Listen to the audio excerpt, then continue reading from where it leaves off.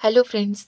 आज का डिक्टेशन आनंद मासिक पत्रिका अंक 11 से लिया गया है, जो कि 3 स्पीड 80 शब्द प्रति मिनट, 90 शब्द प्रति मिनट, 100 शब्द प्रति मिनट की गति से डाला जाएगा। इसके अलावा आपको टेलीग्राम की लिंक नीचे डिस्क्रिप्शन बॉक्स में मिल जाएगी। इसके अलावा आपको अनेक प्रकार की प्लेलिस्ट की लिंक भी नीचे डिस्क्रिप्शन बॉक्स में मिल जाएगी, जैसे कि रामधारी गुप्ता खंड 1, रामधारी गुप्ता खंड 2, newspaper dictations, 10 minute non stop dictations, free practice batch dictation, previous year में एग्ज़ाम में बोले गए डिक्टेशन, साथ ही कठिन शब्दों की आउटलाइन वाले शॉर्ट्स भी मिल जाएंगे। और अगर आपको हमारा यह प्रयास पसंद आता है तो वीडियो को लाइक ज़रूर करें, इससे हमारा मनोबल बढ़ता है। तो ज़्यादा समय ना लेते हुए डिक्टेशन स्टार्ट करते हैं 5 सेकंड के बाद।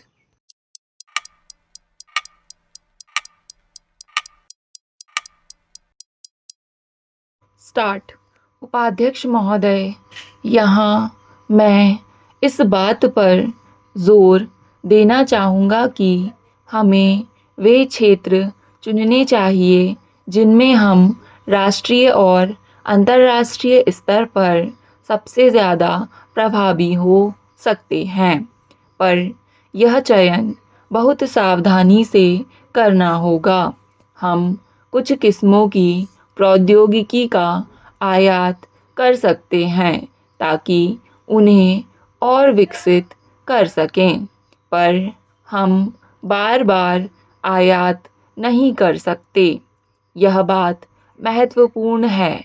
औद्योगिक विकास और व्यापार में बाधा पहुंचाने वाली बहुत सी बातों को हमने हटा दिया है। इस कारण से अब भारतीय उद्योगों को देश विदेश से ज़्यादा प्रतिस्पर्धा का सामना करना पड़ रहा है। कुछ क्षेत्रों को छोड़ दें तो प्रौद्योगिकी के चुनाव जैसे विषयों पर निर्णय अब मुख्यतः उद्योगों द्वारा ही लिए जाते हैं। पुराने अनुभवों की वजह से इस बारे में चिंता होती है कि क्या उद्योग प्रौद्योगिकी का अधिक से अधिक आयात करेंगे।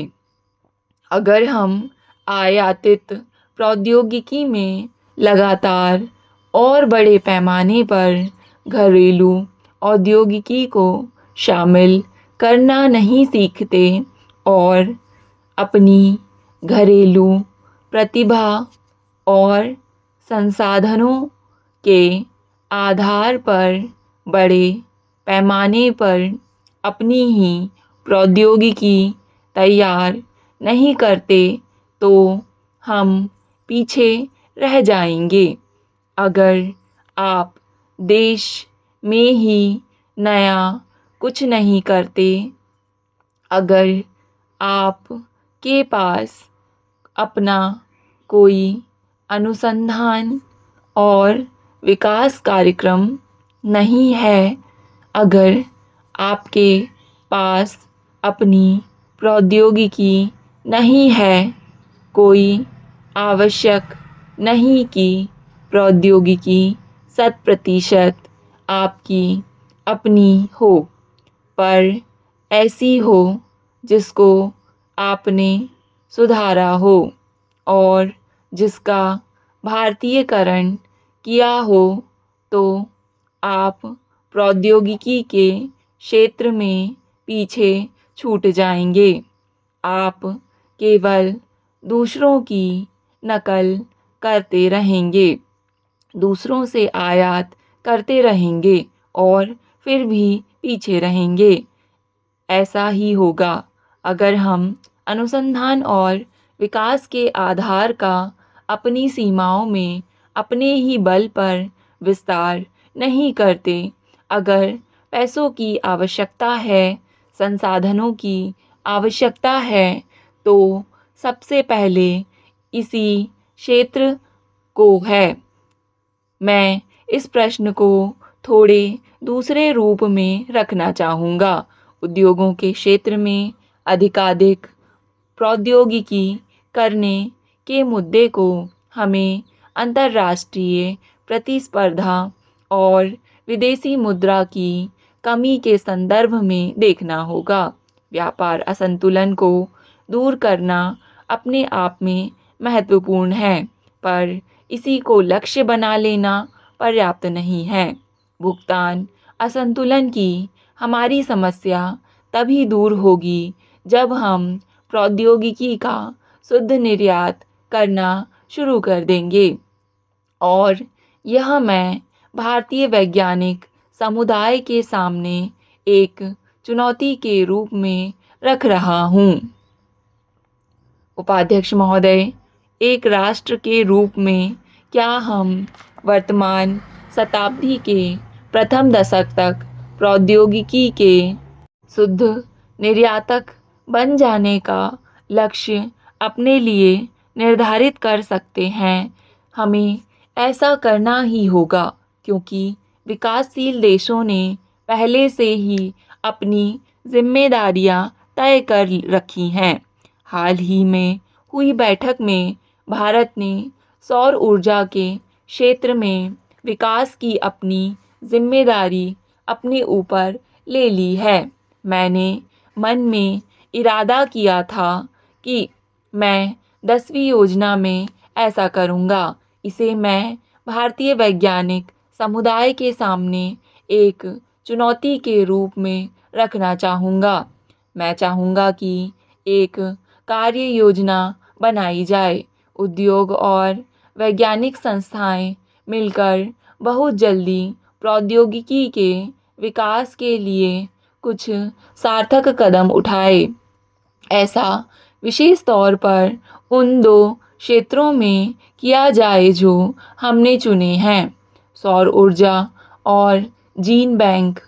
सच तो यह है कि वैज्ञानिक समुदाय के संपूर्ण सहयोग के बिना मैं कुछ नहीं कर पाऊँगा। मैं यह चुनौती आपके सामने रखता हूँ। भारी संख्या में उत्पादक रोजगार उपलब्ध कराने के संदर्भ में हमें इस बात का ध्यान रखना होगा कि अधिकांश लोग गांवों में ही रहेंगे और खेती पर निर्भर करेंगे। नए प्रौद्योगिक अनुसंधान में इस बात के लिए कोशिश करनी होगी कि इन लोगों की उत्पादकता में सुधार किया जाए। फसलों के उत्पादन में संबंधित अनुसंधान और विकास में निवेश के सिलसिले में अभी बहुत कुछ किया जाना है। दालें, तिलहन, धान और गन्ना स्पष्टतः ऐसे क्षेत्र हैं जिनमें और सघन शोध की आवश्यकता है। कृषि संबंधी शोध का दायरा केवल जमीन के प्रबंध तक ही सीमित न होकर उत्पाद के संरक्षण, पैकिंग और ढुलाई को भी अपने में सम्मिलित करे। आप जहाँ कहीं जाइए, हमारे फसल उत्पादकों को असंतुष्ट पाएंगे। उनका कहना है कि उन्हें अपने उत्पाद की उचित कीमत नहीं मिलती। मौसम समाप्त होने तक सारा उत्पादन का समय भी समाप्त हो जाता है। उन्हें सबसे कम कीमतें मिलती हैं और वे गरीब बने रहते हैं। जबकि दूसरी ओर फल उत्पादन की लागत बढ़ती जा रही है। यह एक पेचीदा स्थिति है। हमने थोड़ा कुछ किया, उस थोड़े कुछ के साथ और कुछ जो करना था सो नहीं किया। हमारे देश का किसान यह लड़ाई लगातार लड़ रहा है और इसमें हमें उसकी लगातार सहायता करनी है। यह बड़ी कठिनाई यह है कि आधुनिक प्रौद्योगिकी और प्रोसेसिंग तकनीकों का रुझान ग्रामीण इलाकों के उत्पाद की ओर है स्टॉप। डिक्टेशन पसंद आए तो वीडियो को लाइक तथा चैनल को सब्सक्राइब ज़रूर करें और वीडियो को ज़्यादा से ज़्यादा साझा करें। धन्यवाद।